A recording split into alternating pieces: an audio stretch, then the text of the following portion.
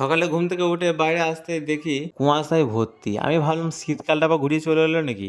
তারপর দেখছি যে না, এটা তো গ্রীষ্মকালই। এইদিকে এইসব দেখা শেষ করে আমি চলে এলাম বাড়িতে। আর বাড়িতে এসে এখন রেডি হয়ে আমি বেরিয়ে পড়লাম বাড়ি থেকে গাড়িটা নিয়ে। আর আজকে আমি যাবো আমার বোনদের বাড়ি। এইদিকে দেখতে দেখতে আমি পৌঁছেও গেলাম আমার বোনদের বাড়িতে। আর এইদিকে আমার ভাইপো তো কি বলবো, ও তো একটা খুবই আনন্দেতেই আছে। এদিকে বোনদের বাড়িতে কিছুক্ষণ কাটানোর পর আমি আমার ভাইপোকে নিয়ে চলে এলাম আমাদের বাড়ির উদ্দেশ্যে। আর এদিকে বাড়িতে এসে আবার অন্য একটা বাইক নিয়ে এদিকে দেখতে দেখতে আমি চলে এলাম নতুন হাটের দিকে। আর এদিকে বেশি না বকে আমি উঠে পড়লাম মেন রোডের ওপরে। এদিকে আমি দেখতে দেখতে চলে এলাম মঙ্গলকোট বটতলাতে। আর তোমরা তো সবাই একে চিনো, আমাদের কিতাবুল ভাই, আমাদের ছোট ভাই বলতেই পারো। আর আমাদের এই ছোট ভাই খুব ভালো ভিডিও বানায়, তোমরা পারলে ওর আইডিতে যে ভিজিট করতে পারো।